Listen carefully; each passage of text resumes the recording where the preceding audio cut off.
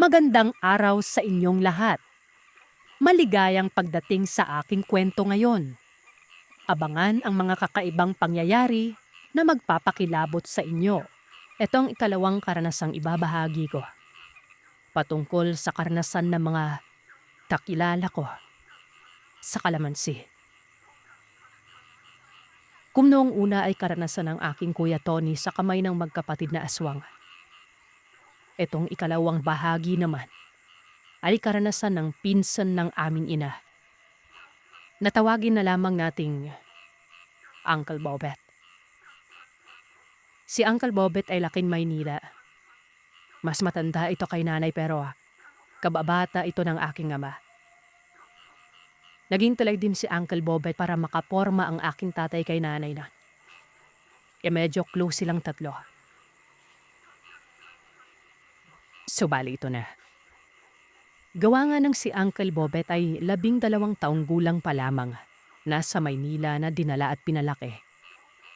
Pabaka-bakasyon na lamang siya sa may lugar namin noon. Noong mga panahon na ito ay hindi pa mag-asawa o magkasintahan ng mga magulang ko. Isang bakasyon ay umuwi si Uncle Bobet kasama ang kanyang ama. Siyempre, unang-una na sumalubong sa kanya ay ang kababata niyang si tatay. Nagiging tour guide niya kasi ito kapag umuwi ito. Kadalasan din, isa sa mga rason kung bakit gustong-gusto na umuwi ni Uncle Bobet ay dahil sa sunod-sunod na kapistahan na nangyayari sa mga baryo. Partikular na ang mga lugar na meron silang kamag-anak. At syempre, merong kaanak din ang kanyang kababatang si tatay na. Araw-araw halos busog. Araw-araw halos may kainan. May tunggaan. Nagbibisikleta lamang daw ang dalawa para makarating doon. At swerte na lamang kapag sumasabay sila sa ama ni Uncle Bobet kapag may kumpare ito na nagdadala ng auto. O hindi kaya yung owner type jeep lang. Isang araw noon, sa isang piyestahan ay nakita ni Uncle Bobet ang isa sa mga kakilala niya sa Maynila. Si Mark. Nagbabakasyon pala ito doon gawa ng yung kapatid niya ay nakapangasawa ng taga-Negros. Nagkausap sila at matapos mag-inuman, niyaya nito si Uncle na sa susunod naman daw na araw ay maipupunta nitong piyestahan sa isa pang barangay. At kung gusto ngang sumama ng aking Uncle Bobet para kumain doon at makipagsarawan. Balita daw kasi nito ni Mark na maraming magagandang babae sa barangay na yan. Baka daw swertehin at makapanglasawa din siya ng taga roon. Para na rin na hindi siya ganun ka malayo sa kapatid niya. Hindi naman din nagdalawang isip na sumama si Uncle Bobet pero sa pagkakataon na ito ay hindi nakasama ang aking ama. Ito naman kasing kadikit ng piyesta na ito ay kapiestahan na din mismo ng lugar kung saan ang lolo at lola ni tatay. Subali pagkatapos ng piyestahan na ito kung saan nagkita sila Uncle Bobet at ang kaibigan niya, ay dediretso na ang aking ama doon sa kanyang lolo at lola para naman tumulong sa handaan. Bagamat imbitado si Kuya Bobet doon, ay naisipan niyang unahin muna ang kapiyastahan na yaya ng kanyang kaibigan. Dahil sa minsanan lamang din ito mangyari at sa ulo niya naman ang papunta sa lolo at lola nila tatay kung sakaling hahabol ito. Kumbaga yung araw kasi sursat ng kapiyastahan, doon sa pupuntahan nila ng kaibigan niya, ay bisperas naman doon sa lugar ng lolo at lola ni tatay. Paalam naman ito kay tatay. Tinanong ni tatay kung saang barangay. Yun lamang ay hindi alam ni Uncle Bobet. Hindi nabanggit ng kaibigan kasi susunduin naman siya umano. Wala naman ding nagawa ang aking ama noong mga panahon na yun kasi nag-i-enjoy naman si Uncle. Araw ng piyesta ng lugar na ito. Maaga pa lamang ay sinundo na si Uncle Bobet ng kanyang kaibigan sakay ng motorsiklo. Meron itong kasama na mga kaanak ng asawa ng kanyang kapatid. Dumating sila doon at agad namang nakapagpalagayang loob ni Uncle Bebot ang mga tao. Kumain sila ng tanghalian at pagkatapos ay saglit na nanood ng mga palaro. Pagkatapos manood ay nagperya pa si Uncle Bobet. Tapos ay bumalik na rin sa kaibigan niya at nag-inuman na muna sila noon. Mabait si Emil. Palabiro at nahilig sa pagkain. Siyang nagturo sa akin ng iba't ibang uri ng prutas na nasa kagubatan na hindi ko pa kailanman natitikman. Maliban pa doon ay matulungin si Emil at sobrang magalang. Lahat ng sa tingin niya ay nangangailangan ng tulong ay kanyang tinutulungan. Kaya naman humanga ako sa kanya at pinangarap na gayahin ang gawain niya. Hindi na kami nakapagtapos ng pag-aaral dahil sa hirap ng buhay. Huminto kami at pinili na lamang na magtrabaho sa bukid noon. Gayunpaman, marami kaming pangarap sa buhay. Kung may sapat na pera lamang kami ay nangarap ako maging isang pulis. Gusto ko maging isang makatotohanang bayani at titingalain ng mga tao. Sa pagkakaalam ko, malaki din ang sweldo ng isang pulis. At alam kong kapag natupad ang pangarap ko, ay kaya ko nang iahon sa kahirapan ng aking pamilya. Hindi na kami magtitiis pa sa pagtatrabaho sa bukid at maghihintay kung kailan kami may aanihin at saka palang makakakain. Isa kami sa daan-daang magbubukid na nagdadala ng gulok, itak, at kahit na anong kagamitan at nagbubungkal ng lupa para tamnan ng palay at gulay. Pagsapit ng tamang oras para sa pag-ani, ay kami din ang nagtatrabaho at pinaghahatian ang naani naming gulay. Sakay pagbibenta sa palengke samantalang ang palay naman ay pagsisikapan naming ibilad hanggang sa makakuha ng naipapagiling na bigas. Nang pareho kaming mag-15 anyos, magkasama pa rin kami nagtatrabaho sa bukid noon. Hindi kami naghihiwalay at naging mas malapit pa sa isa't isa. Nang merong dumating na isang mayamang negosyante sa aming lugar, ay ipinaalam niyang naghanap siya ng iilang grupo ng kalalakihang pwedeng sumama sa kanya para magtrabaho. Natatandaan ko noon, manggagapas, kargador, at houseboy ang mga klase ng trabahong hinahanapan niya ng tao. Nang itanong ng aking mga magulang kung magkano ang sweldo nun, namangha ako. Hindi ko kasi maisip kung gaano kalaki ang aming matatanggap na sahod sa isang buwan. Kung tutuusin ay ilang taon pa naming kikitain ang matatanggap namin sa loob lamang ng isang buwan kung magtatrabaho kami sa kanya. Ang kanyang negosyo ay nagbebenta ng asukal sa ibang lugar at dinideliver sa syudad.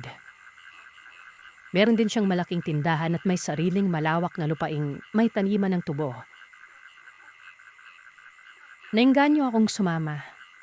May kinatuwa ako ng gusto dahil pumayag ang aking mga magulang. Pareho kaming sumama ni Emil para makipagsapalaran naman sa syudad. Siya ay naging isang mekaniko samantalang ako naman hardinero. Naging magaling si Emil sa trabahong yon dahil may motorsiklo ang kanyang ama. Kapag may mga panahong nasisira ito ay nakikita ni Emil kung paanong ayusin ng kanyang tatay ang makina noon. Naging mabait kami. Naging masipag kami sa mga trabaho namin. Wala kaming sinayang na panahon at nagpakitang gilas sa aming mga amo. Wala kaming pagsidlan sa nadaramang tuwa nang matanggap namin ang aming unang sweldo. Kung ano-anong plano ang sumagi sa isip ni Emil tungkol sa paggagala nun at pagbili ng kahit na anong material na bagay. Pero nang matanggap ko ang aking sahod, ay inalala ko pa din ang aking pamilya. Naisip kong hatiin ang sweldo at ipadala sa kanilang kalahati samantalang nasa akin naman ang kalahati nun. Tuwang-tuwa ako kapag naaalala ko ang panahong yan, Sir Seth. Maaari na kasi kaming bumili ng mga pangangailangan namin sa aming mga sarili. Dati kasi nung nasa bukid pa kami, hindi man lamang ako nagkaroon ng kahit bagong brief dahil sa sobrang kahirapan namin noon. Ang tsinelas na suot ko na magtrabaho dito sa aming amo ay putol na at kinabitan ko na lamang ng alambre. Nakatikim ako ng mabangong shampoo pagkatapos ng sahod noon. Bagong damit, tsinelas. Nagtagal kami at inabot ng 3 taon sa aming amo na si Enrico. Kalahating Pinoy at kalahating Espanyol ang lalaki nito. Mabait, pero biyudo. Ang kasama niya nam sa bahay maliban sa amin ay ang nakababata niyang kapatid na si Ma'am Erlinda na isa namang matandang dalaga. Nung wala pa kami sa poder nila ay babarawa namang sila kung magkaharap buong araw at gabi. Kaya naman nung pakiusapan ko ni Ma'am Erlinda nung kung sumali sa pandagapos at manapili na lamang sa kandang bahay. Hindi kami tumanggi. Bukod pa sa libre na lahat ng pangangailangan namin ay mas pinaasan pa niya ang sawad. May day off pa kami tuwing linggo at nakakapamasyal dahil malapit lang din naman sila sa Kabiasnan. Dahil pa hindi ito ang talagang sentro. Marami na ring madadandang lugar na pasyalan sa bandang lugar nila. E nga lang, usap-usapan pa rin sa amin na nagkalat pa rin naman ng laswala. At iba pang mababang nistenimento sa nasabing lugar na yon.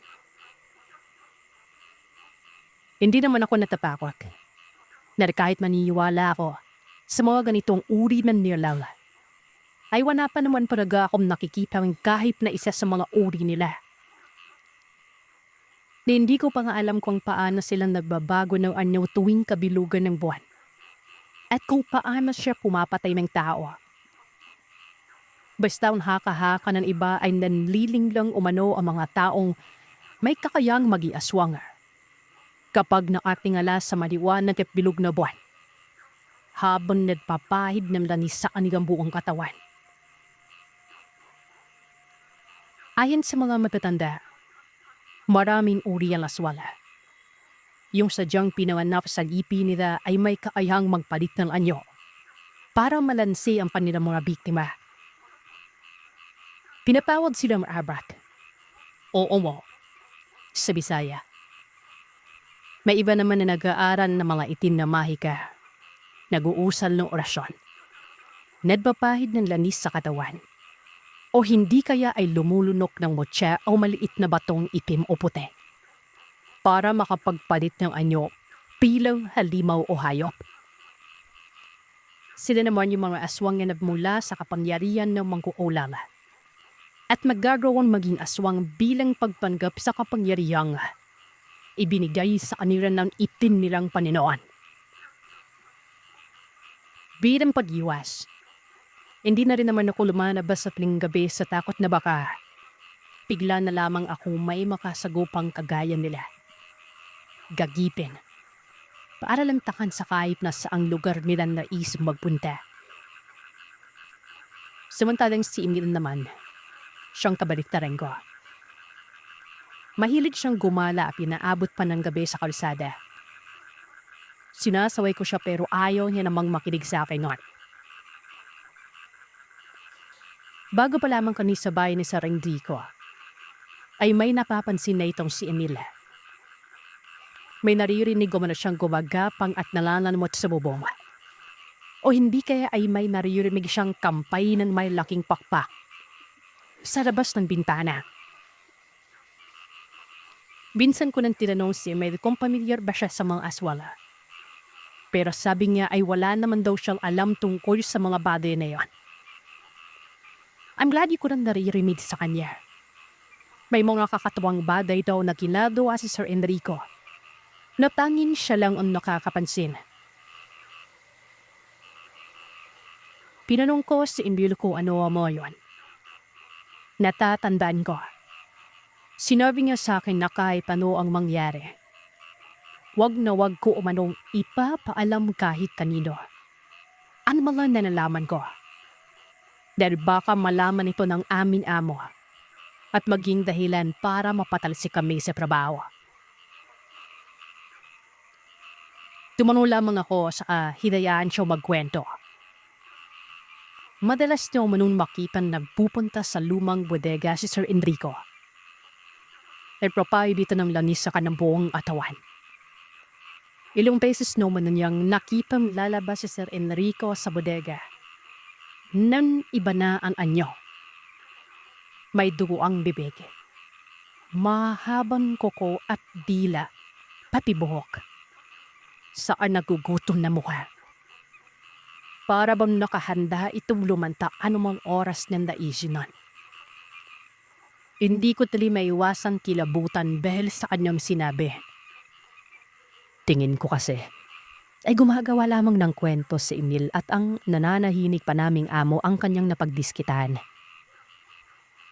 Tingin ko naman ni Decente si Sir Enrico. Mabait at tahimik na tao. Matangos ang ilong, maputi ang kutis. Ang bigote nito sa muka ay dumadagdag sa kagwapuan nito. Ang nakapagtataka lang, hindi lumalabas ng silid niya si Sir Enrico. Palagi itong nagkukulong sa loob ng kanyang kwarto at hinahaddan lang namin ng pagkain. Nung una namin siyang makilala, hindi naman siya ganon kaya naging isang malaking palaisipan sa amin. Ang ginawa niyang pagkukulong na para bang itinakwil niya ang lahat ng tao sa paligid niya. Si Emil ang natasang umalalay sa lahat ng pangangailangan ni Sir Enrico. Nang minsang buksan ni Emil ang pinto ng silid ni Sir Enrico noon, ay nakita kong madilim sa loob. Hindi naman daw mabuksan ni Emil ang bintana dahil sumasakit umano ang mata ng aming amo sa liwanag ng sikat ng araw.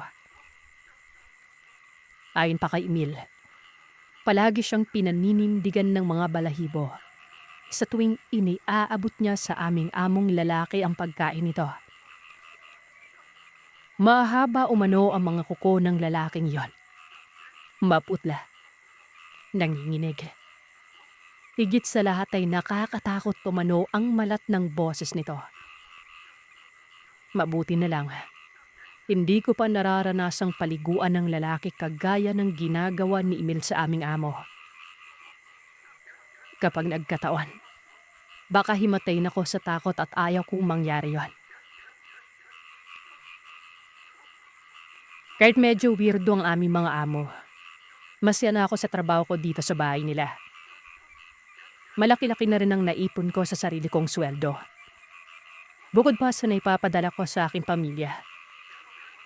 Sa katunayan ay may naipatayong maliit na sari-sari store ang aking nanay na siyang pinagkukuhanan namin ng lahat ng pangangailangan nila sa bahay. Ang kita naman ay nadagas din sa pag-aaral ng dalawa kong nakababatang kapatid at naipambibili pa nila ng pagkain. Kaya kung uunahin ko yung pagtataka, kuryosidad at takot, paniguradong hindi ako magtatagal sa trabaho ko. Kahit papaano naman, hindi ko napapansing kakaiba kung makipag-usap sa akin si Sir Enrico. Masyado siyang cool. Tsaka wala naman akong pakialam kung ano ang sikreto niya. Karapatan niyang gawing pribado ang parting yon ng buhay niya, di ba? Nagpatuloy kami ni Emil sa pagtatrabaho sa lugar na yon. Ako sa hardin. Siya naman ay bilang mekaniko at personal na alalay na rin ni Sir Enrico. Akala ko nga ay tuloy-tuloy lamang ang ginagawa namin doon. At magiging maayos naman ang lahat. Pero hindi. Isang araw, nagtaka ako nang may magbago kay Emil. Madalas itong tahimik at umiiwas sa akin. Natanong ko tuloy sa sarili ko kung may nagawa ba akong mali para magalit siya sa akin noon. Kapag tinatangka ko makipag-usap sa kanya, hindi niya ako sinasagot at agad siyang umaalis. Magkaibigan kaming matalik at hindi ko kayang wag siyang kausapin ng matagal. Ni minsan, wala kaming pinag-awayan na sobrang lalim. Kaya hindi na ako nakapagtiis pa at kinumpronta siya noon. Kung hahayaan ko kasi na siya na ang gumawa ng hakbang ay paniguradong walang mangyayari. At baka abutin na kami ng taon kakahintay sa paliwanag ng isa't isa. Yung mga bagay na napapansin niya tungkol sa aming amo, ay basta ko nalang napapansin sa kanya. Nagpa siya kung kausapin siya sa kanyang kwarto. Medyo wala kaming ginagawa noon dahil may sakit si Sir Enrico. Mas lalong dumalang ang mga panahong kailangan niyang umalis. Mabuti na lang, pinaunlakan ni Emil ang pakiusap kung magkalinawan kami. Tinanong ko siya kung ano ba ang kasalanan ko at hindi niya ako pinapansin. Sabi niya sa akin, Wala naman daw akong kasalanan sa kanya. Medyo wala lamang umano siya sa sarili. Gawa ng okupado ang kanyang utak sa kakaisip kung ano ba ang dapat niyang maging sabot sa isang napakahalagang bagay na iniaalok sa kanya ni Enrico. Gusto daw siya nitong ampunin. Hindi ako makapaniwala sa kanyang sinabi. Pero yun daw talaga ang nagpapasakit ng kanyang ulo. Ayaw niyang tanggapin ang alok gawa ng may mga magulang naman siya at maayos naman ang buhay niya. Kaso lang, naaawa siya kay Sir Enrico. Palagi umano itong nagpapasaring. Malapit na umano itong mamatay. Pero wala man lamang itong anak. Isa din si Ma'am Erlinda sa humihimok kay Emil na tanggapin ang alok ng aming among lalaki. Sabi ko naman kay Emil, wala namang mawawala sa kanya kung tatanggapin niya ang alok na yon. Naawa din ako kay Sir Enrico. Nalaman naming may taning na pala ang buhay niya. Mabuti na lang, napapayag namin ang mga magulang ni Emil. Hinayaan nilang maging anak-anakan ni Sir Enrico ang kaibigan ko. Nang maghingalo ang aming amo, tanging si Emil lamang ang pinapasok niya sa kwarto ng gabing yon. Simula nun, batig kong hindi na siya ang dating Emil na nakilala ko. Mas lalo siyang naging tahimik, Sir Seth. Sa katunayan ay nagpipirmi siya sa kanyang kwarto tuwing umaga. Lumalabas siya tuwing gabi na. Para bang sa kanya lumipat ang nakagawian ni Sir Enrico noong nabubuhay pa lamang ito. Hinahatdan lamang ito ng pagkain ni Ma'am Erlinda. Minsan, nagpa siya akong bigyan siya ng alagang pusa. Sobrang tuwa niya gawa ng naaalala ko siyang bigyan sa kaarawan niya. Ako man ay binibigyang laya na rin ni Ma'am Erlinda pero may sahod pa rin. Ang nangyari kasi parang si Emil na ang amo ko dahil lahat ng ari-ari ang meron si Sir Enrico ay inilipat niya sa pangalan ng kanyang ampuan na walang iba kundi ang matalik kong kaibigan. Naisip kong pasyalan siya sa kanyang kwarto ng araw na yon. May lakad si Ma'am Erlinda, kaya solo namin ang buong bahay para magkwentuhan. Namimiss ko na ang kulitan naming dalawa ni Emil noon. Nangungulila ako sa kanya kahit pa ilang di pa lamang ang layo ng higaan ko sa kwarto niya. Alam kong natutulog siya sa umaga, pero gusto ko lang talaga siyang kausapin noon. Natuwa ako lang makitang nakaawang ang kanyang pinto kaya hindi ko na kailangang kumatok pa. Walang paalam na itinulak ko ito pabukas. At nagulat ako dahil sa hindi inaasahang tagpo na aking makikita nung panahon na yon. Gumagapang si Emil sa makintab na sahig. Tila ba may hinahanap papunta sa ilalim ng kama. Nakita ko nang hilahin niya ang buntot ng alagang pusa na ibinigay ko sa kanya. Akala ko ay gusto niyang itabi sa higaan ng pusang yon. Pero napaatras ako at nandiri ng iba ang kanyang ginawa. Gamit ang kanyang mahahabang kuko, binutasan niya ng tiyan ang kawawang pusang iniregalo ko sa kanya. Pakiramdam ko, sarili kong tiyan ang tinusok niya ng mga oras na yon. Ramdam ko ang mumunting tensyon na gumagapang mula sa aking talampakan, paakyat sa buo kong katawan. Imbis na mandiri ay natatakam pa niyang isinubo ang hinugot na bituka ng kawawang pusa na yon. Ninuya niya yon. Nanlaki ang aking ulo dahil sa aking nasaksihan. Tila mabibingi ako sa lakas ng kabog ng dibdib ko. Nangingisay ang katawan ng pusa kasabay ang pagsirit ng sariwang dugo nito. Nandiri ako at nagsusuka. Pero wala naman akong nailalabas sa bibig ko noon. Dali-dali akong lumayo sa silid at tinungo ang lababo. Hindi ko alam kung bakit bigla siyang naging weirdo. Halos lahat na lang ng kakaiba sa kanya ay napapansin ko na. Mas nakaramdam ako ng gimbal nang mapatitig siya sa kamay ko nang minsang masugatan ako habang nag-aayos ng bulaklak sardin. Nagdugo ang daliri ko lon. Tila ba naglalaway o natatakam ito. Ilang beses ko na rin napansing tila may mabibigat na hiningang nakaabang sa akin sa kabilang dingding na parang inaamoy ako. Dahil dito, madalas akong manatiling dilat sa gabi at nakikiramdam. Nakakarinig ako ng mga kaluskos sa kwarto ni Emil. Tila ba nahihirapan na tumuungol lot. Tumindi pa lalo ang paghihilakpot ko nang hindi sinasadyang kinailangan kong bumangon isang hating gabi para magbawas. Nasa ibaba ng kusina ang banyo para kailangan ko pang lumabas ng kwarto at bumaba ng hagdanan. Nang humahakbang ako papuntang kusina, napalingon ako sa balkonahe. Napakunot noon nang mapansing bukas ang main door.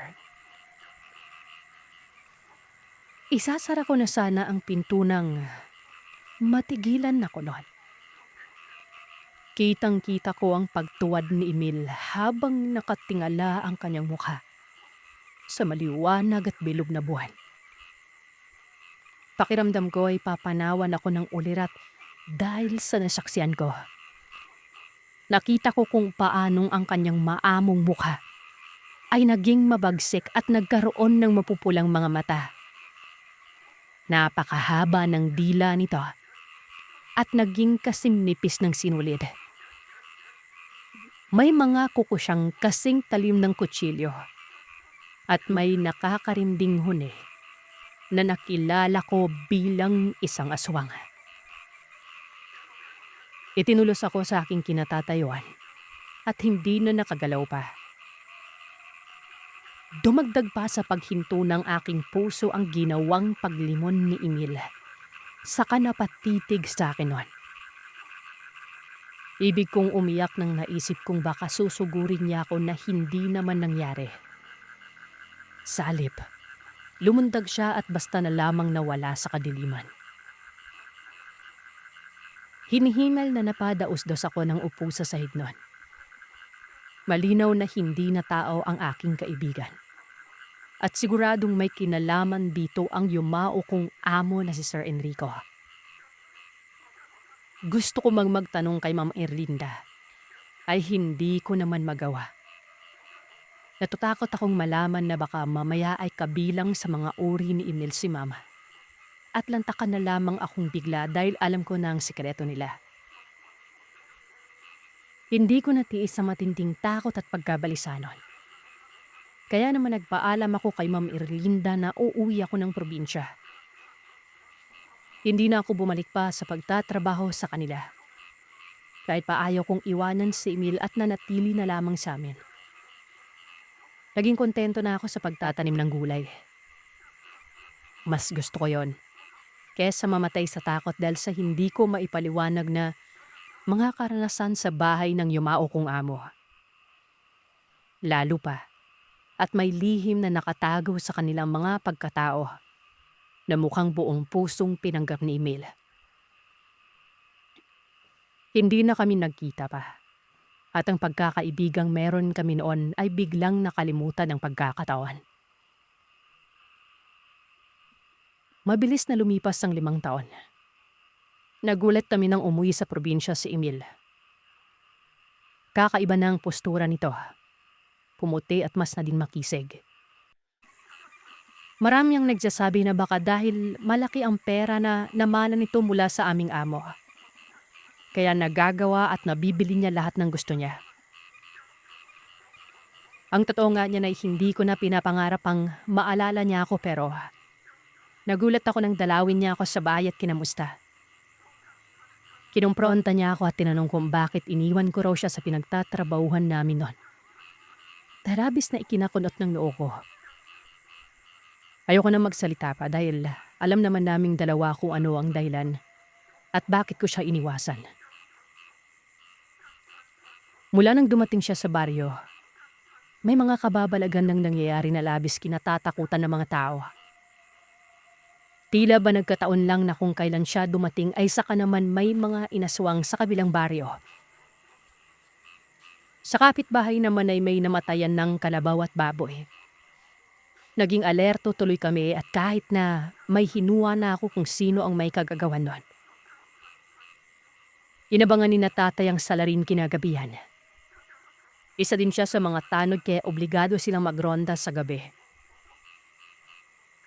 Nasa may sangang daan sila nang mapagpasya ng mga kasamahan ni tatay na maghiwa-hiwalay para mas mabilis na matagpuan ang salarin. Nagpatuloy siya sa paglalakad hanggang sa magulat. Isang nilalang kasi ang nagpatindig sa kanyang balahibo nang mapatingala siya sa nadaanang puno ng saging. Nakadipa at dilat ang mga mata. Kumaripas ng takbo si tatay dahil sa pagkagulantang nataranta siya, kaya hinugot niya ang buntot paging daladala. Iwinasiwas niya ito sa mukha ng hindi niya nakikitang halimaw na nilalanga. Dahilan para mapaungol ito sa sakit nun. Imbis na sumugod ay muling nakita ni tatay kung paano biglang sumuot sa madilim na kakahuyan ng nilalang na yon. Nagmamadaling umuwi si tatay at sinabi sa amin ang nangyari. Nanlumo ako sa aking nalaman. Sigurado ako at malakas ang kutob ko. May kinalaman si Emil sa nangyari kay tatay kagabi. Dalit ko siyang sinugod at sininghalan. Imbis na lumaban ay tahimik lang na lumuha ang aking kababata noon. Alam kong hindi niya gustong pinagagagawa niya pero katawan niya ang nagbabagong anyo at kaya niya naman sigurong pigilan yon. Maras ko siyang dinuro at sinabing alam ko kung ano ang tinatago niya sa kanyang pagkatao pero mapait lamang siyang umiling sa akin. Ayon sa kanya, hindi ko raw alam kung ano ang kanyang pinagdaanan at wala akong karapatang husgahan siya. Alam ko naman yon. Hindi ko lang kayang alalahaning pati tatay ko inatake niya. Dahil sa naging pag-aaway namin ay umalis siya ng probinsya noon. Nalaman ko na lamang na bumalik siya sa bahay ni Sir Enrico at niyakap ang pamanang ipinagkatiwala sa kanya ng matanda. Mula noon, hindi na kami nagkita pa ni Emil. Hanggang ngayong nagkakaedad na ako ay may sarili ng pamilya. At isa ng ganap na tanod ay hindi ko na siya nakakausap pa. Tanging hiling ko lang, sana, kahit may tinatago siyang lihim sa kanyang pagkatao, ay matuto siyang kontrolin ito. At imbis na kasamaan ay gamitin niya sa kabutihan. Kung nasaan man ngayon si Emil, sana'y napapakinggan niya ito. Nais kong ipaalam sa kanya na matagal ko na siyang pinatawad. Maraming salamat sa pakikinig. Sana ay napasaya ko kayo sa karanasan kong ito. Ito ang ikalawang karanasang ibabahagi ko patungkol sa karanasan ng mga kakilala ko sa kalamansi. Kung noong una ay karanasan ng aking Kuya Tony sa kamay ng magkapatid na aswang, itong ikalawang bahagi naman ay karanasan ng pinsan ng aming ina. Natawagin na lamang nating Uncle Bobet. Si Uncle Bobet ay laking Maynila. Mas matanda ito kay nanay pero kababata ito ng aking ama. Naging tulay din si Uncle Bobet para makaporma ang aking tatay kay nanay na. Kaya medyo close silang tatlo. Subali ito na. Gawa nga ng si Uncle Bobet ay 12 taong gulang pa lamang na sa Maynila na dinala at pinalaki. Pabaka-bakasyon na lamang siya sa may lugar namin noon. Noong mga panahon na ito ay hindi pa mag-asawa o magkasintahan ng mga magulang ko. Isang bakasyon ay umuwi si Uncle Bobet kasama ang kanyang ama. Siyempre, unang-una na sumalubong sa kanya ay ang kababata niyang si tatay. Nagiging tour guide niya kasi ito kapag umuwi ito. Kadalasan din, Isa sa mga rason kung bakit gustong-gusto na umuwi ni Uncle Bobet ay dahil sa sunod-sunod na kapistahan na nangyayari sa mga baryo. Partikular na ang mga lugar na meron silang kamag-anak. At syempre, merong kaanak din ang kanyang kababatang si tatay na.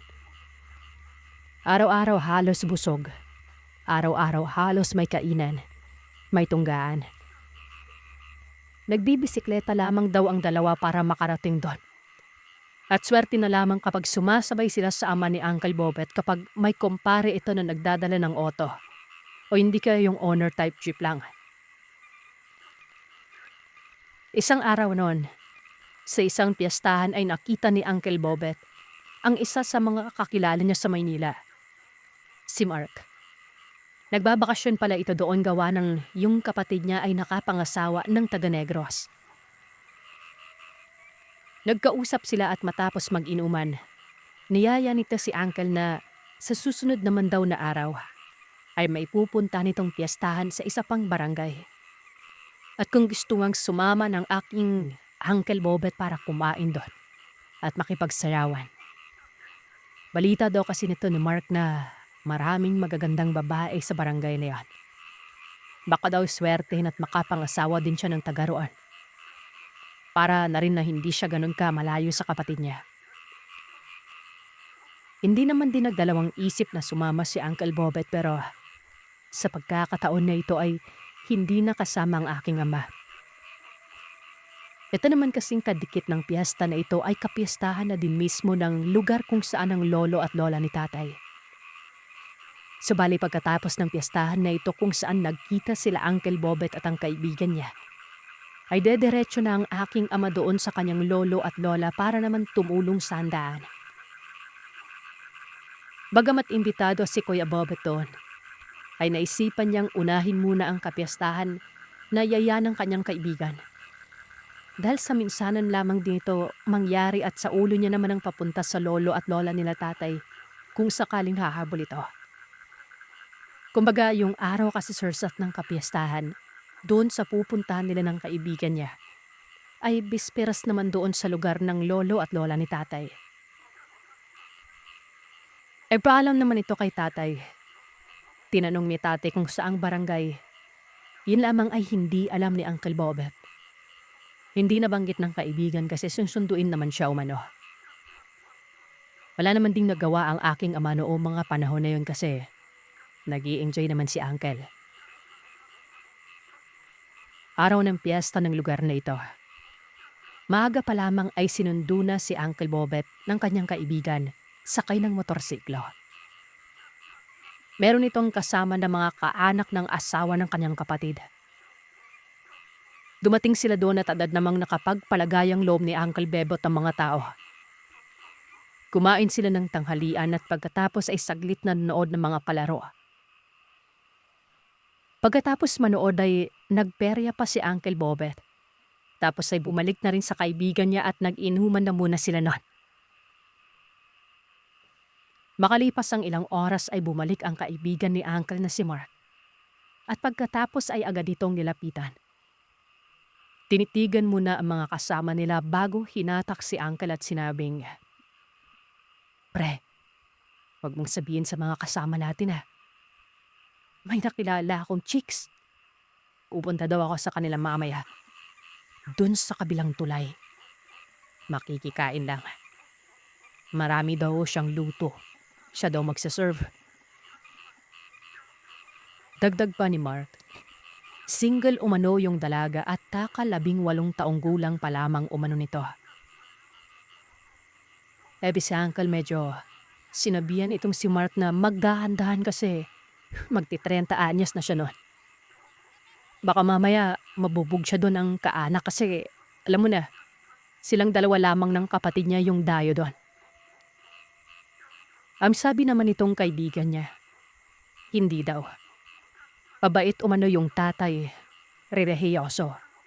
Ganon. Tumango na lamang si Uncle noon dahil sa hindi naman siya niyaya ni Mark, ay hindi na siya nag-atubili pang sumama. Lalo na nung sinabi ni Mark na bantayan na lamang umano ang motor niya at magliwaliw na lamang doon ang uncle ko. which is yun naman yung ginawa niya. Mga bandang 4:00 nga nang bigla na lamang nawala si Mark noon. Si Uncle naman ay patuloy pa rin sa pag-inom. Dahil talagang hindi nauubos ang alak sa dami nun. Ang kagandahan lamang ay hindi talaga ito basta-basta nalalasing. Konting ihi lamang, wala na agad ang amats niya. Maya-maya pa umano, pasado 6:00 nang simulan ng hanapin kay Uncle Bobet, etong kaibigan niya. Napansin nga din ni Uncle na 2 oras na pala itong hindi bumabalik. Mag-aayos na daw kasi ang lahat noon sa bahay kung saan sila Uncle para magpunta ng plaza at manood ng mga patimpalak na nangyayari sa gabi. At syempre, sasayaw-sayaw na rin. Dahil sa ayaw namang magsinungaling ni Uncle Bobet ay sinabi nito kung nasaan nga si Mark noon.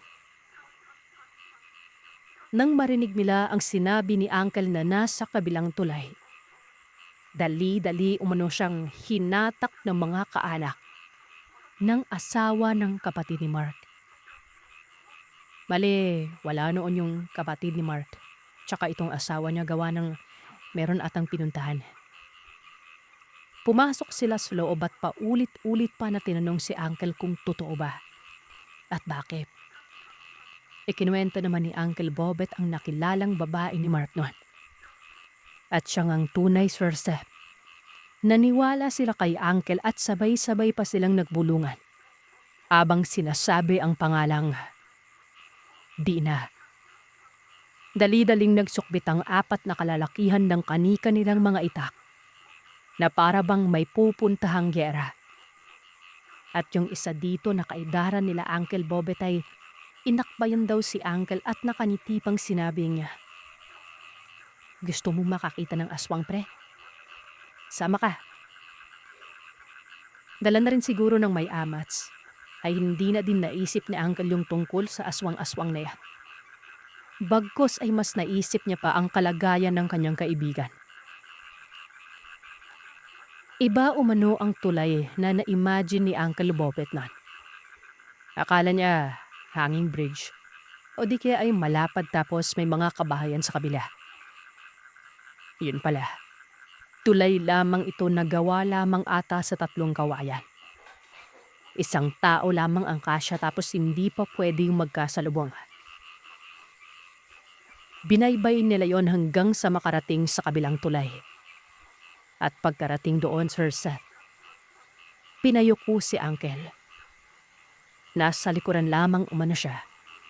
Hanggang sa makarating sila sa nag-iisang bahay na nasa gitna ng gubat. Dahan-dahan nilang pinalibutan ng lugar. Walang maski sinong bisita ang naroroon. Bagamat alam mong may tao sa loob. May tunog ng kutsara at may usok na may nagluluto. Nung marinig nila ang boses ni Mark na tumatawa pa at sinasabing, "Ang sarap naman ito, Dina." Tuloy-tuloy na naglakad ang pinakamatanda sa pangkat.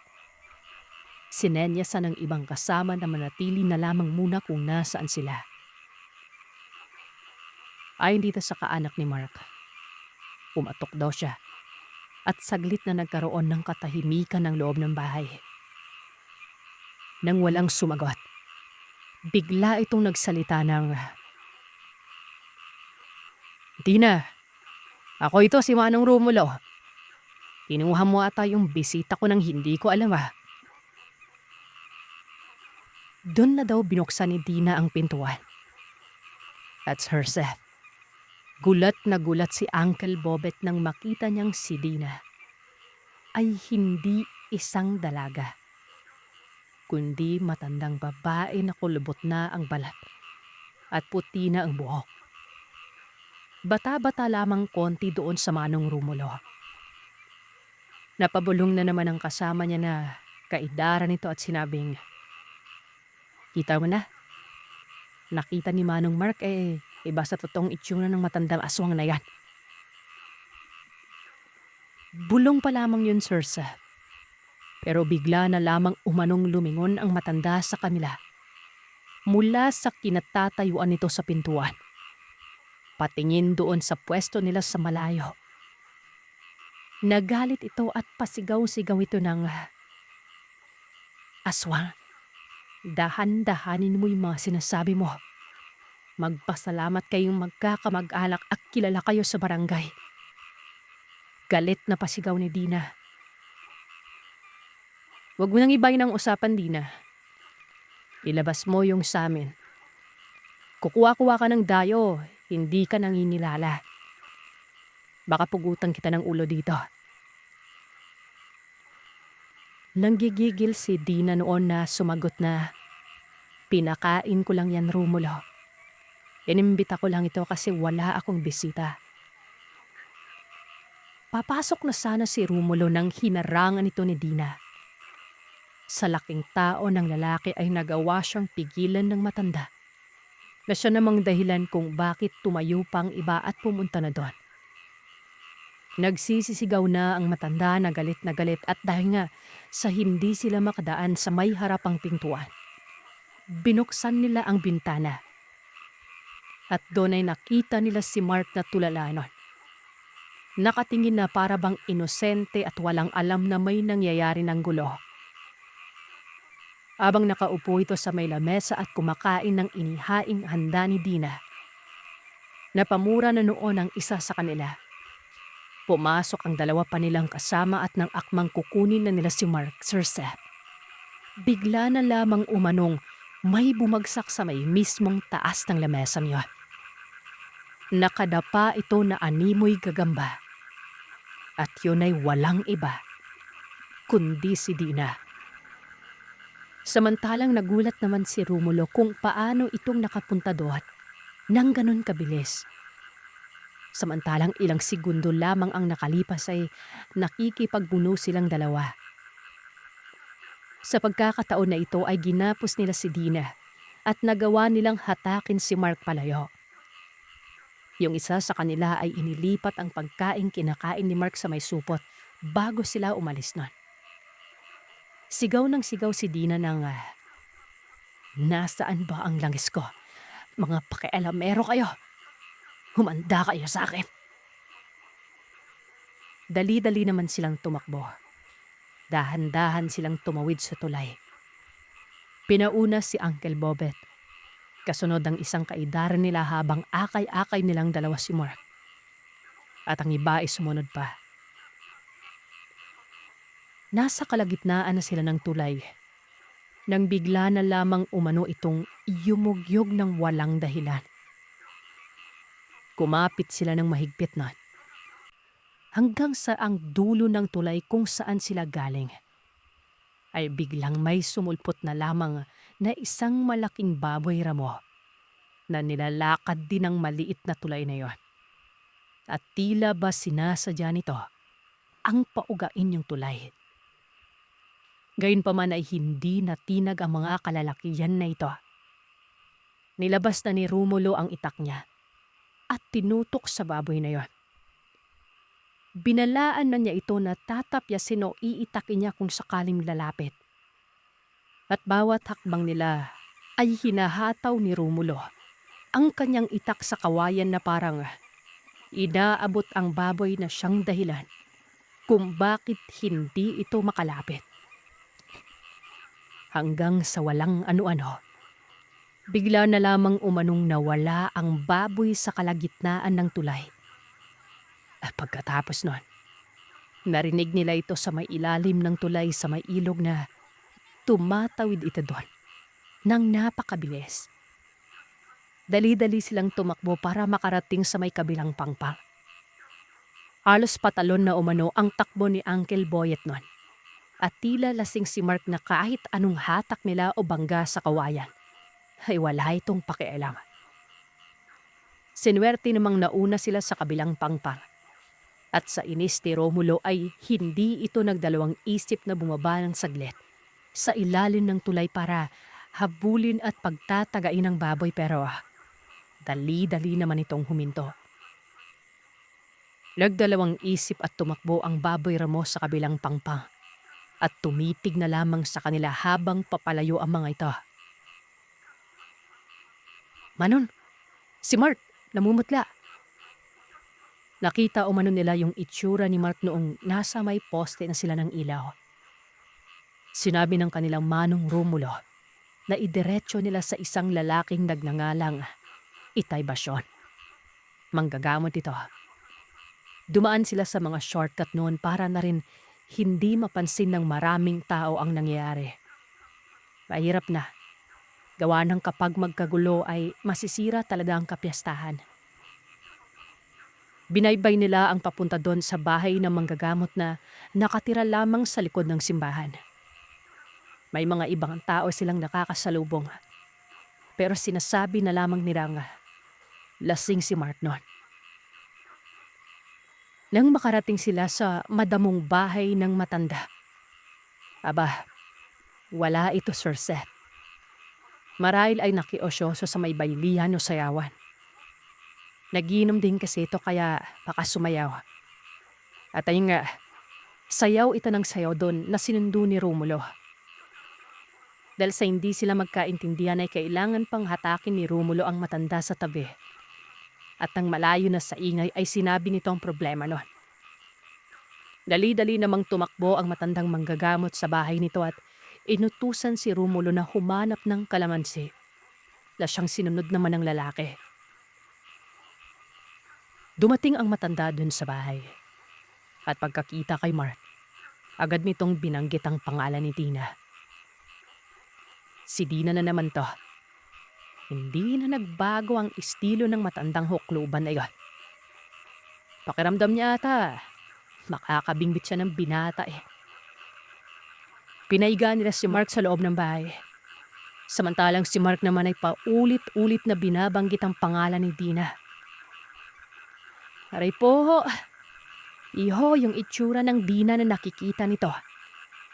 Malayong malayo sa totoong itsura ng matanda. Diyos ko po, kakainin ka nun kung hindi ka pa nakuha. Matapos masayihin o hilutin ng kamay, paa at ulo ni Mark, ay saka naman ito minasahe ang sikmura na siyang dahilan para magsuka ng magsuka ang lalaki. Pero hindi pa rin nagbabago ang mukha nito na putlang-putla at tulala. Nang makarating si Romulo, kasama na nito yung kapatid ni Mark. May dalang kalamansi at hiniwa ito ni Itay Basyon. Piniga at kiniskis sa dila ni Mark.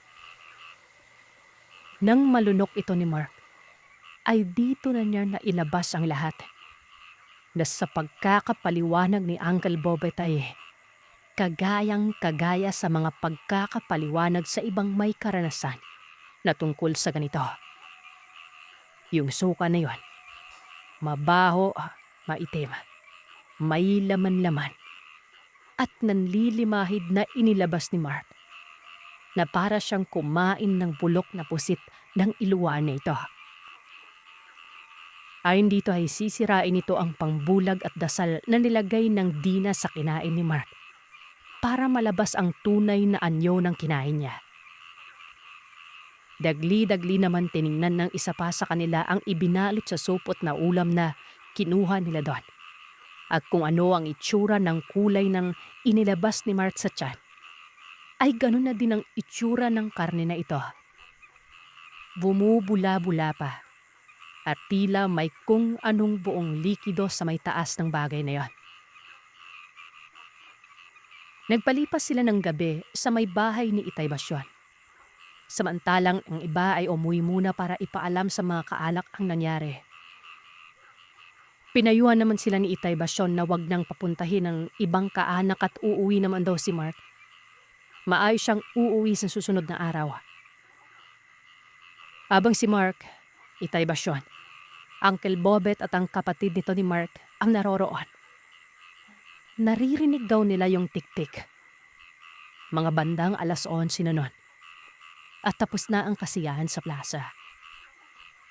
Sinabi naman ng matanda na hindi ito makakalapit. Bagamat ay hindi pa rin nawawala ang pagkatakam nitong si Dina kay Mark nun. Parang kumbaga, ang dating niyan, Sir Seth, may hahambin mo na bumili o nagluto ka ng paborito mong pagkain. Tapos nasa harap mo na pero Naudlot pa kasi tinangay ng iba. Gusto mong bawiin kumbaga. Kasi halos abot kamay mo na Ang kaso, hindi mo magawa. Nagsalita pa lamang umano si Itay Basyo na, "Teka, lalabas muna ako at kakausapin ko."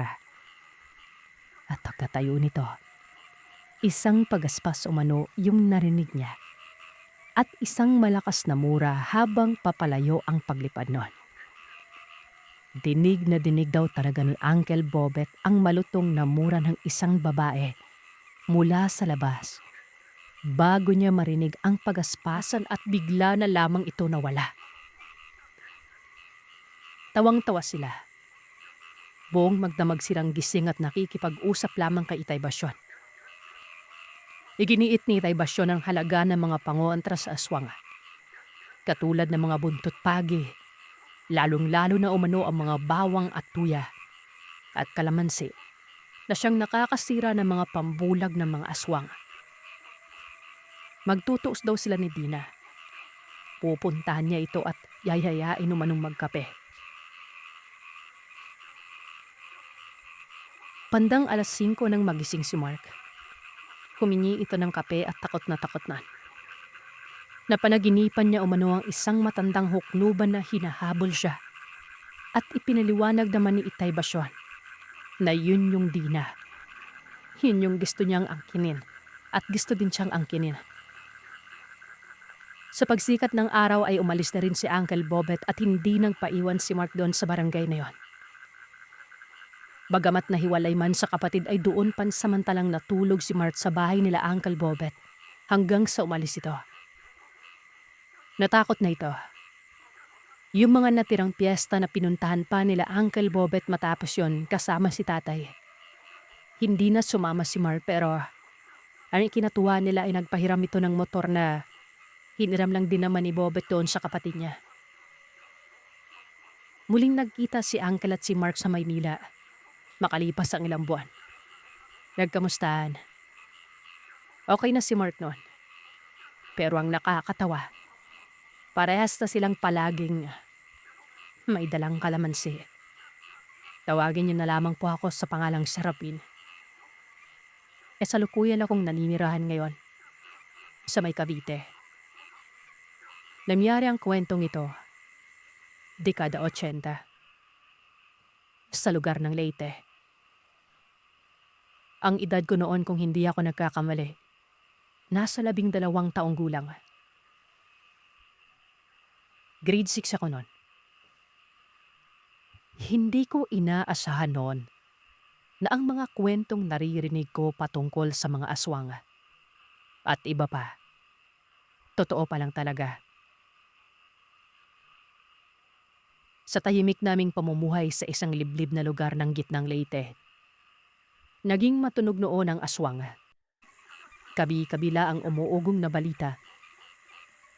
Maging ang mga magulang ko nga noon ay naging mainat na mga ito.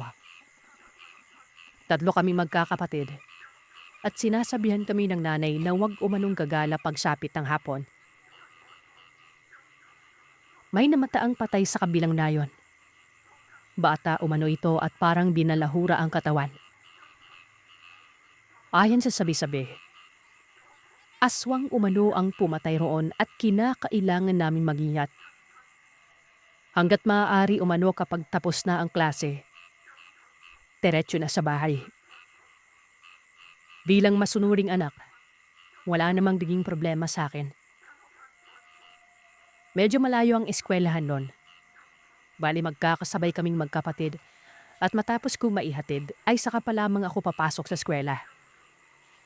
Medyo distansya kasi ang silid-aralan nila. Kambal ang mga kapatid ko at matanda ako sa kanila ng 3 taon. Mga 1 oras may higit ang lakaran bago makarating. Pero para bang napakalapit lamang nito kung tutusin. Sanay na lang kami noon. Dumadaan kami sa napakatarik na bundok. Lampas taong mga damo, gubat, palayan, at tatawid pa ng sapa bago makarating sa amin galing sa eskwelahan.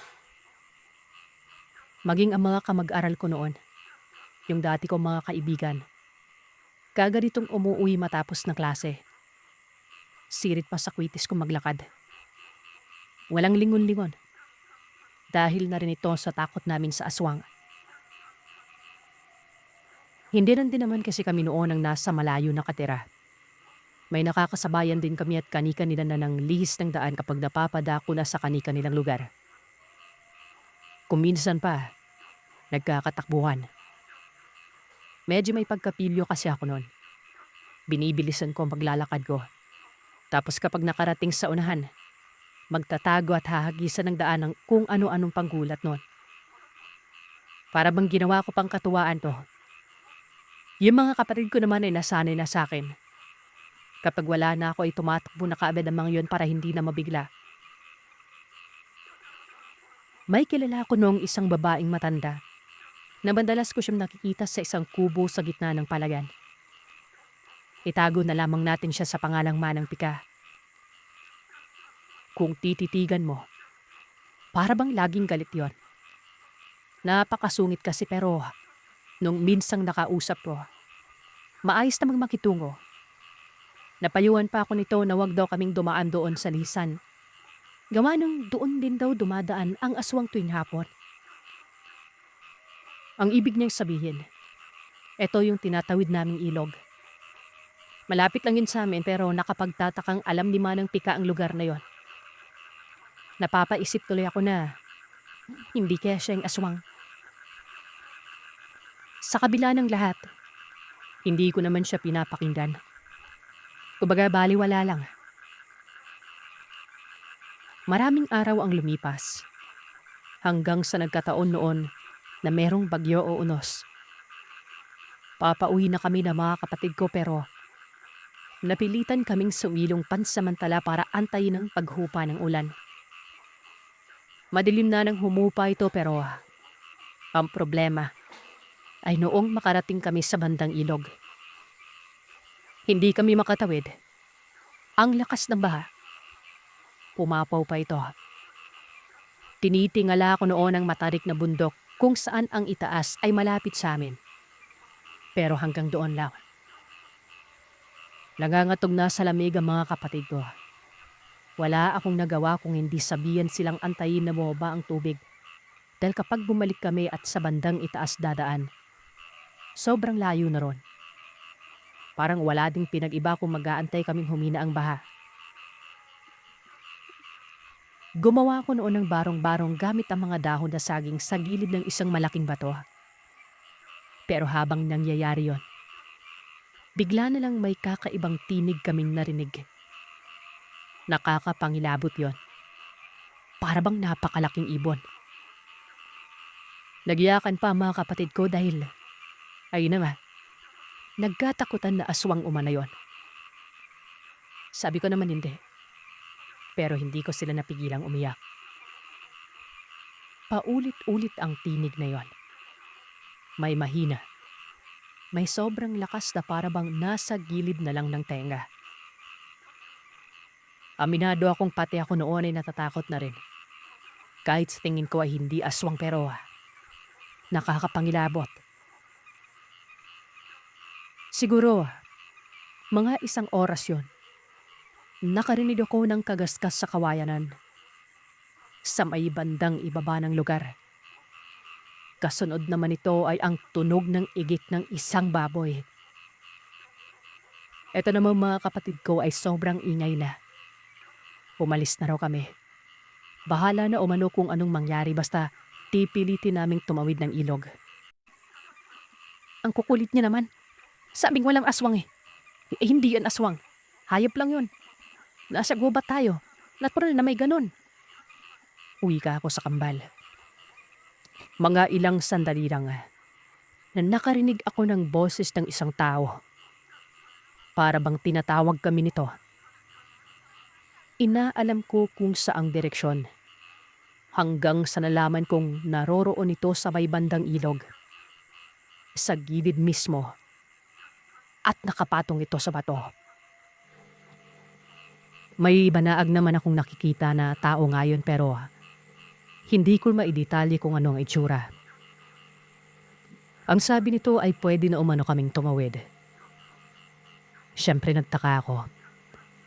Wika ko sa sarili ko, baka kilala ko yon.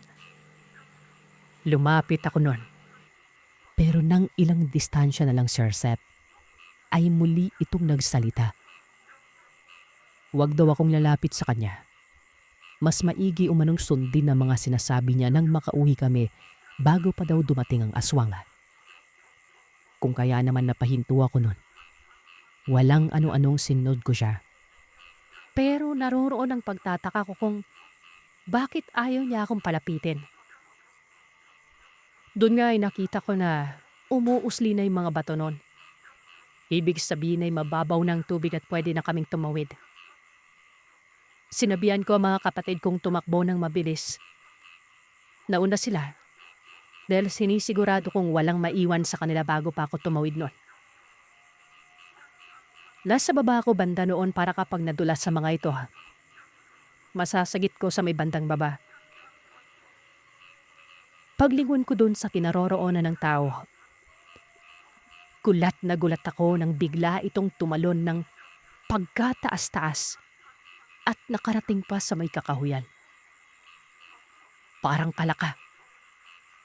Narinig ko pa noon ang tunog ng mga puno at damo nang mapadako siya ron. Wala na. Iba na ang hinala ko. Hindi normal na tao yon.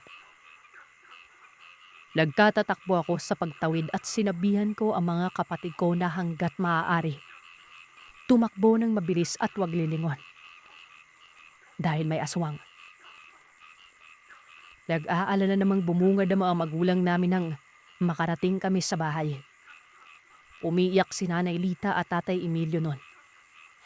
Ang sabi pa ni Tatay Emilio, sisimulan na daw sana nila ang paghahanap sa amin pero ayun nga, mabuti na lamang at nakauwi na kami.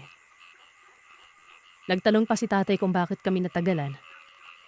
Sinabi kong sa ilog kami dumaan. Mataas ang tubig kaya hindi kaagad kami nakatawid noon. Pinagalitan ako ng Tatay. Pinagbabawalan niya kasi kami doong dumaan. Gawa ng bukod sa napakadelikado. May mga mababangis din na hayop at may mga elemento pa umano. Hindi ako nagdalawang isip noon na sabihin kay Tatay na merong tumulong sa amin. Tay, hindi siya tao. Ang bilis niyan maglaho eh. Isang talon lang nawala agad. Aswang yun, Tay. Pero bakit niya kami tinulungan? Kita mo na. Paano kung pinatay kayo nun? Tigas ng ulo mo, Serapin. Bahala na kung iikot kayo, wag lang kayong dadaan dun sa ilog. Dadaan lamang kayo dun kung kasama niyo ako. Kinabukasan, milagnat si Boyet. Ito yung isa sa mga kambal. Yung isa, si Ismael yon. Hindi na rin pumasok si Ismael dahil masama din ang pakiramdam. Tingin ko noon sa sobrang nervyos ito. Kung kaya naman mag-isa na lamang ako. Naiisip ko talaga ang pangyayari noong nakaraang gabi. Hanggang sa muli akong napadako sa kubo ni Manang Pika. Kasisilang pa lamang ng araw noon. Sinalubong niya ako at pinagalitan at ang sabi nito, isinusugal ko daw ang buhay ko at mga buhay ng kapatid ko. Matigas naman ang ulo ko. Kung wala umanong sumaklolo, patay na daw dapat kami magkakapatid doon. Takang-taka ako noon. Paanong alam ni Manang Pika ang nangyari kagabi? Alam mo yun, parang nandun siya. Hindi naman pwedeng yung taong napakita gawa ng lalaki yun eh. Pero paano? Magtatanong sana ako pero mabilis din namang umalis sa matanda nun.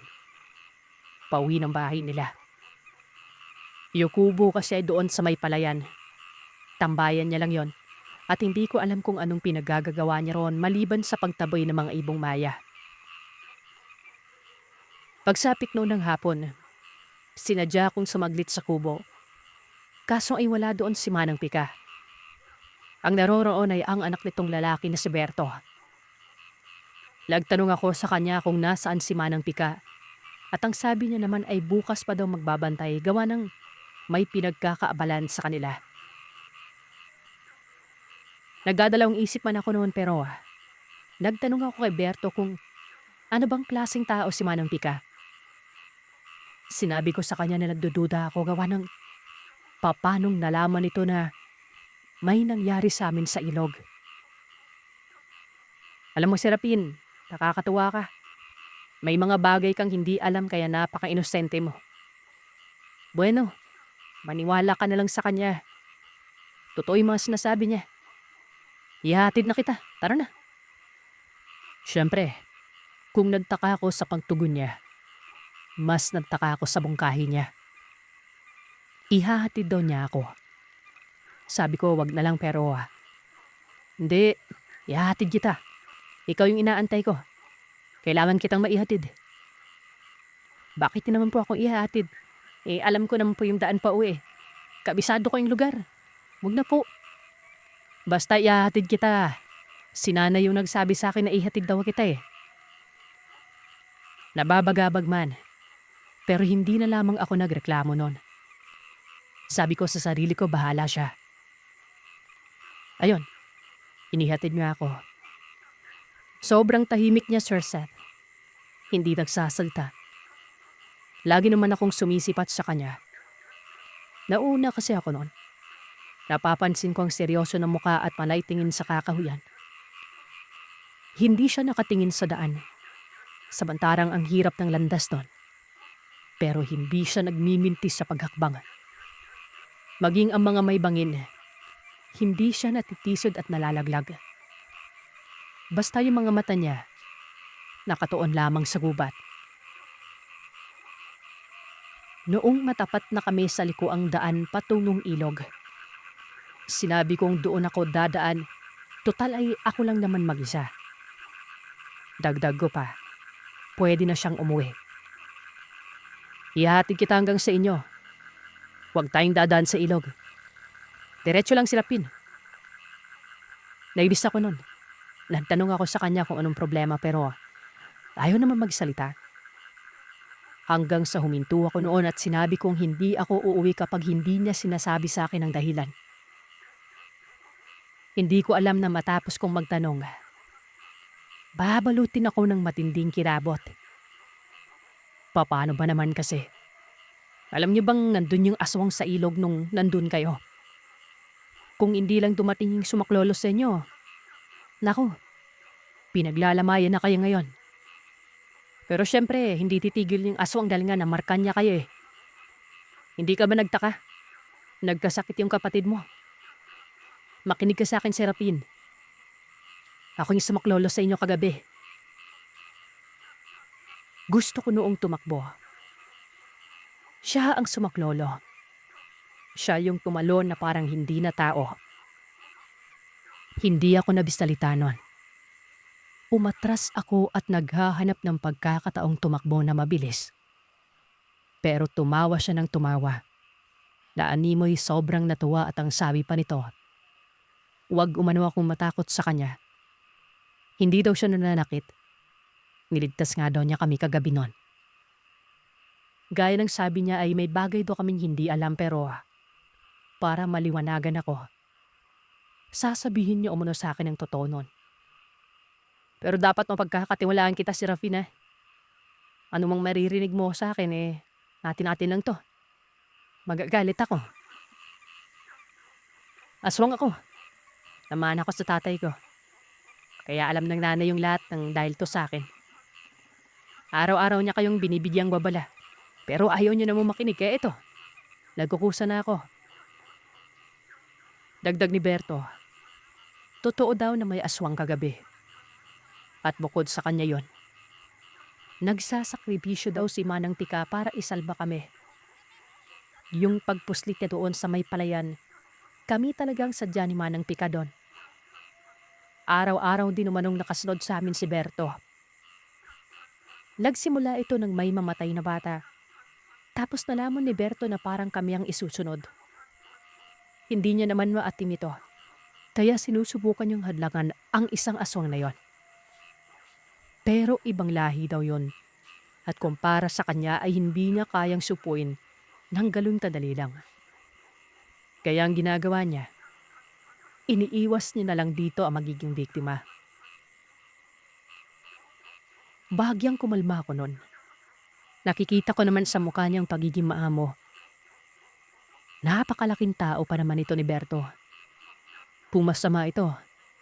Tiyak mo lang kahirap-hirap ako itong mapapatay. Nagbuntong hininga ako noon. Tapos nagsimulang maglakad. Ilakbayan niya naman ako at muling sinabi na huwag matakot sa kanya. Hanggang sa nakarating kami sa amin, nakita kong may ibang tao sa amin noon. Kilala ko yon na ito ang kilalang albularyo na si Manong Erel. Yung dalawang kapatid ko, Sir Seth. Nasa papag ng bahay sa may beranda na para bang may malubang sakit. Pinapausukan ito ni Manong Erel at nang magkatitigan sila ni Berto, bigla na lamang napatango itong si Manong Erel na wari ba'y magkakilala silang dalawa. "Oh, ikaw pala Berto. Napadalaw ka?" Tanong na matanda. Kasalukuyang nasa kusina sila nanay at tatay doon. Kami lang sa beranda. Yung beranda namin ay karugtong lamang ito ng sala. Iisa lang kasi ang papag at amakan lamang ang pumapagitan. Kumbaga, parang lantay yon. "Mano po, inihatid kayo itong sisirapin. Baka kasi gabihin eh." "Ang buti-buti mo talaga, Berto. Alam mo ba ang nangyari sa mga ito? Huwag mong itanggi. Alam mo ito. Kaya nga po inihatid ko itong isa. Kamusta po yung dalawa?" Napapairing na lamang ako noon habang nakikinig sa kanilang usapan. Nagbano ba naman si Berto tapos ang lumari ng pag-uusap nilang dalawa. Napatanong ako kung apo ba ng matanda itong si Berto. Ayon naman kay Manong Erel, hindi umano. Pero ginagalang daw siya dito. "Tsaka paano kaya naging apo kaidaran ko lang ang nanay niyan. Itong batang to, makikinig ka sa kanya ah. Sa lahat ng sabihin niya ipakinggan mo at sumunod ka. Lalo na sa mga panahong ito. Alam mo ba yung nangyari sa mga kapatid mo? Abay binati ng aswang. May malakas na kapit ng marka. Mabuti at naisugod ka agad sa akin. Tsaka kilala mo ba yung kasama mo?" Nagpanggap ako noon na wala akong alam kasi nga natatakot ako kay Berto. Lalo na sa sinabi niya sa akin na walang makakaalam sa mga natunghayan ko sa kanya. Pero naniniwala akong kilala ni Manong Erel itong aswang na ito dahil kung hindi pa, bakit parang may malalim silang ugnayan? Bagamat naging ganun, nabaling ang atensyon ko sa mga kapatid ko. Binati umano ng aswang ang mga ito. Namarkahan pa. Hindi ko alam kung ano ba yung marka-markang yan noon. Nalaman kong ito pala ay uri ng orasyon ng isang aswang para masubaybayan ang kanilang bibiktimahin. Hindi naman nagtagal doon si Berto. Kaagad din itong umalis. Hindi nga ako nakapagpasalamat sa kanya pero nawalan ako ng ganang pumasok sa eskwela noon. Lumiban ako kinabukasan. Natakot talaga ako. Naiintindihan naman ito ng mga magulang ko pero nang sumunod na araw ay biglang dumating itong si Berto. Madaling araw yon at ang sabi, ihahatid niya daw kami sa eskwelahan. Bali hatid sundo na kami. Nagtataka si tatay hanggang sa ipinaliwanag naman ni Berto ang sitwasyon. Pero hindi niya sinabing aswang siya. Nais niya lamang umanong makatulong. Pumayag naman ang mga magulang namin noon. Magaling naman na mga kapatid ko kaya ayon, nakabalik kami sa eskwela. Araw-araw yun na walang patid sa paghatid sundo si Berto. Hanggang sa kalaunan ay nakilala ko na talaga siya ng lubos. Napakabait at may pagkapilyo din. Kung minsan pa nga kapag umuulan, kinakarga niya mga kapatid ko na para bang kuya namin siya. Nagtataka lamang ako. Doon na madalas pumupustit sa amin si Berto at nakakasabayan namin ito ng kain. Kasi nga, inaasikaso na rin ito ni nanay at tatay na para bang kapamilya na. Pero ang tanong, Bakit kumakain ng kagaya ng kinakain namin kung aswang ito? Sa pagkakaalam ko, batay sa narinig ko noon ay hindi kumakain ng normal na pagkain ng aswang. Nakakasira daw kasi ito sa kanila. Pero walang epekto kay Berto. Hanggang sa kalaunan, nalaman kong kaya doon niyang kumain. Katunayan, aswang lamang ang pinag-iba sa kanya. Sa normal na mga bagay, para lang din siyang tao. Ang kumakain umano ng karne, iyon umanong bumabagat sa amin. Hanggang sa yung paglilihim na ito na aswang itong si Berto. Nabunyag din. Paano ba naman kasi? Labis-labis ang pagtataka ni tatay kung bakit noon ang malasakit nito sa amin. Hanggang sa dumating si Manong Erel at siya ang nagpaliwanag nun. Sinabi niyang aswang si Berto pero napakabuti umano. Pinuprotektahan kami sa ibang aswang doon na masasama. Siyempre, hindi naman pwedeng kaagad magtitiwala ang tatay. Naroroon ng pag-aalala at pagdadalawang isip yon. Pero nang tumagal, nasanay na rin sila. Lalo na't nakikita nilang napakabait talaga nito si Berto. Tsaka masaya kami ng kapatid ko kasama si Berto nun. Maging yung mga kapatid ko nun, nalaman yung sekreto nito. Makalipas ata ng 1 buwan, nagkaroon ng engkwentro sa kapwa aswang si Berto. At sa pagkakataong ito, naroroon kami ng mga kapatid ko. Papauwi kami noon. Nagtatawanan pagawa ng nananakot itong si Berto. Pero ilang saglit lang noon, bigla na lang itong natahimik at kinabig kami ng mahahabang kamay patabi ng daan. Para bang pinoprotektahan niya kami noon. Natakot naman ako kasi nga parang may kalaban o banta siyang nakikita. Alam mo mangyari, wag na wag kayong lalayo sa akin ha. May 2 ditong nakabasid. Ay, hindi talaga tumitigil. Medyo malakas sila eh. Hindi nakakayang kontra ni Manong Irel. Naiyak ang mga kapatid ko noon. Habang ako naman ay nagpipigil pero hindi ko napigilan na mapaihi sa takot noon. Sumasabog na ng dibdib ko at pantog sa takot. Takip silim na, nakikita kong konti na lamang ang nakadungaw na liwanag. Hanggang sa may nagpakitang 2 tao. Isang babae at isang lalaki noon, na para bang mga taong gubat ito. Ang dumitingnan kahit maayos naman ang suot. Yung mga buhok ay buhagag. Kalmado lang naman ng mga yon. Pero si Berto, hindi mapakalma. Napakadiin ng pagkakahawak niya sa amin. Hanggang sa nagsalta ang babae.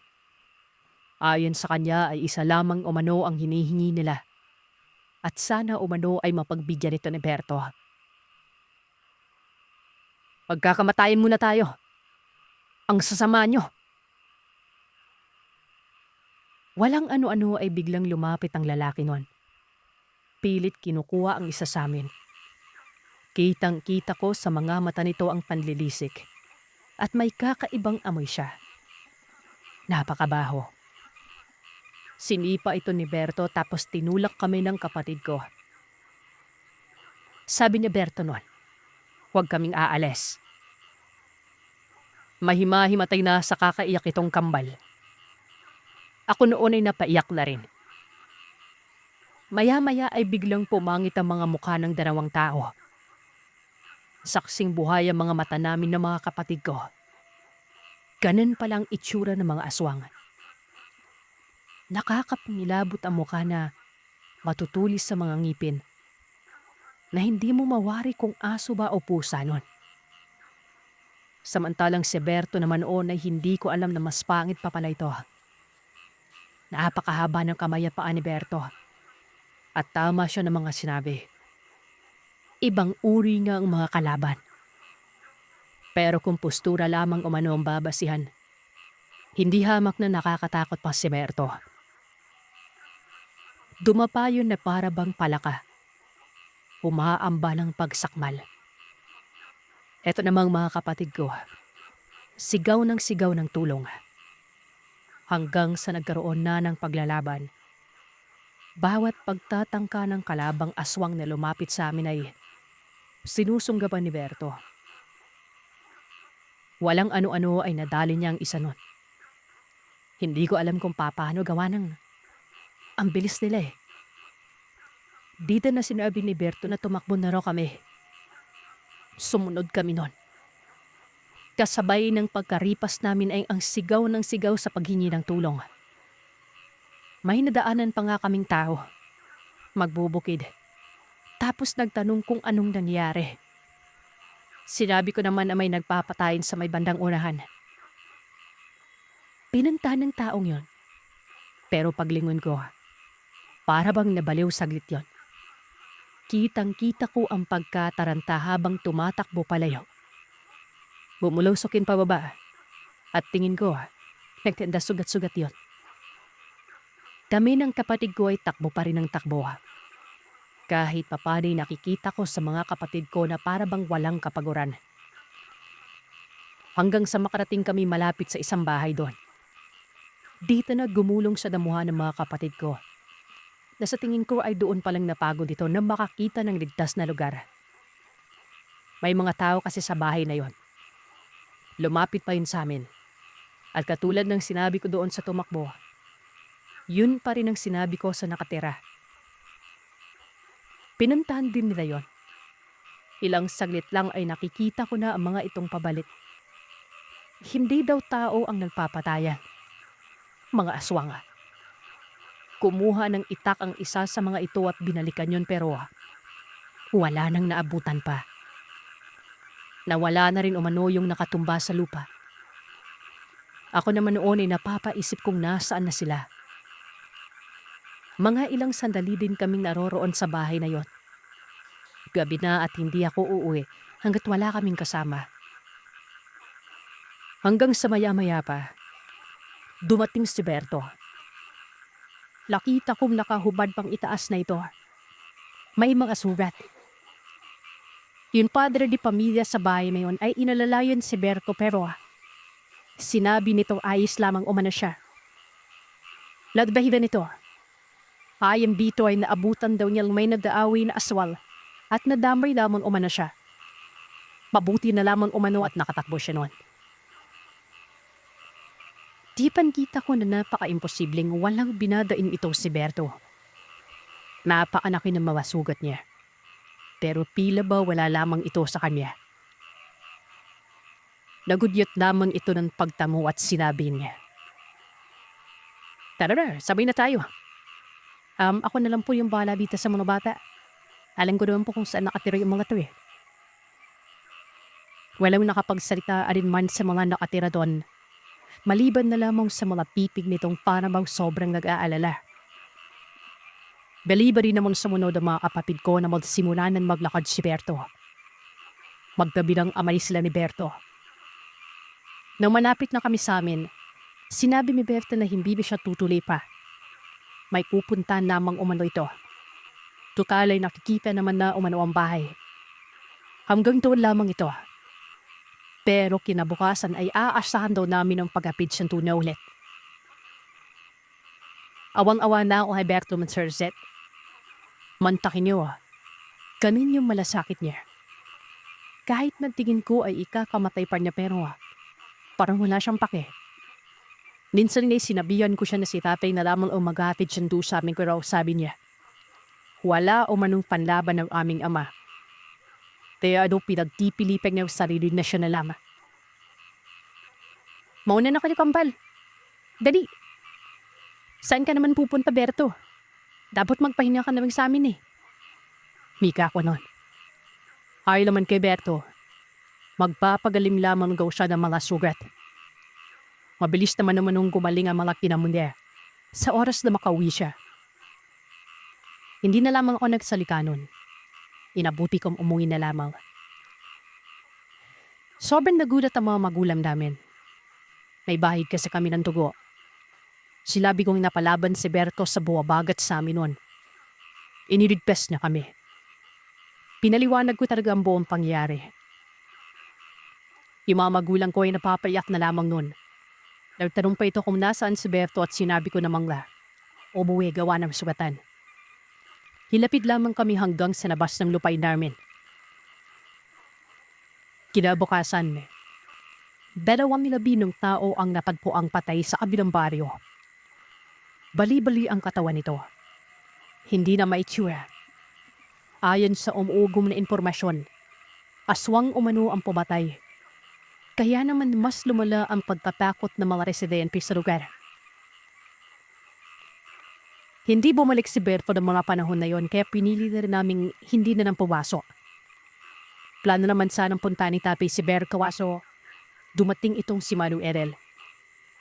Ang sabi nito, mali umano ang impormasyon kumakalat. Yung namatay sa kabilang baryo, mga aswang umano yun. Lalaki at babae yun. Hindi na talaga mamukaan at kung hindi siya nagkakamali, ay ito yung aswang na bumabagat sa amin. Mag-asawa umano yun.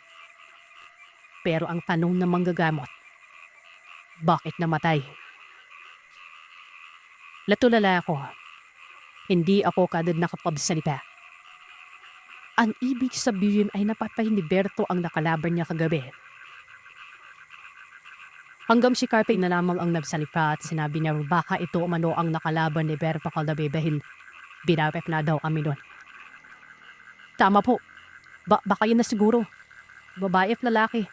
Napatay po yun ni Berto. Kala ko namatay siya sa laban ng Yumi. Kaso boy po pa na. Yumi at tigil po kami dito. Ang lalaki po ng mga sungkot ni Berto mang irin. Ang ganoon si Berto pala ang pumatay.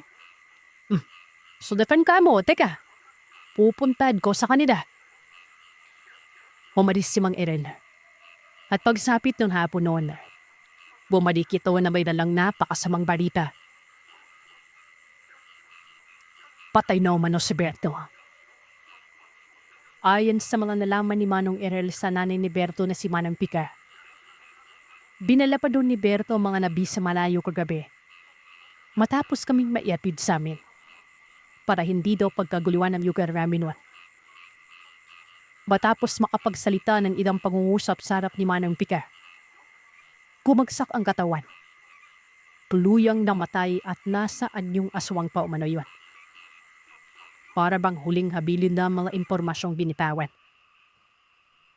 Hindi na kayanan ng katawan ito ang tinamomsubat. Mabuti sana kung slugat ting Norman pero agad umano yun na mga aswang ayon ti Manong Erel. Lahat kami noon Sir Seth, bumaba ng bundok at nagtungo sa kanila. Kumpirmado, wala na si Berto.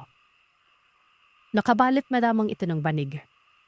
Ang kasama niya ay ang nanay niya at 2 kapatid na babae. Walang ibang tao doon. Hindi naman pwedeng paglamayan daw yun kasi nga, nasaan yung aswang si Berto nang malagupan ng hininga. Para bang pinagsakluban kami ng langit at lupa. Kahit hindi namin yun kadugo pero napamahal na siya sa pamilya namin. Right aswang pa. Hando ngayon, natatandaan ko ang lahat. Minsan nga kapag napapauwi ako ng Leyte, diladalaw ko ang pinaglibingan ni Berto. Isipin niyo, may ganong klaseng aswang. Kahit sino bang malalabi sa kanagayan namin hindi magiging madali ang lahat. Hindi namin taano-ano yon. Hindi namin kadugo pero sinugal nga yung buhay niya para sa aming magkakapatid. Wala akong hinahalad na iba, kundi ang katahimikan niya at sana nasa paraiso na siya. Maraming salamat sa malasakit mo sa amin, Berto. Maraming salamat sa aswang na minsang naging isang bantay at nabligtas ng buhay naming magkakapatid. At iyan ang kwento ng aswang para sa araw na ito. Salamat sa inyong pakikinig. Huwag kalimutang mag-iwan ng komento at sabihin sa akin kung ano ang inyong naisip. Hanggang sa susunod na kwento, matulog kayong mahimbing. Kung kaya ninyo,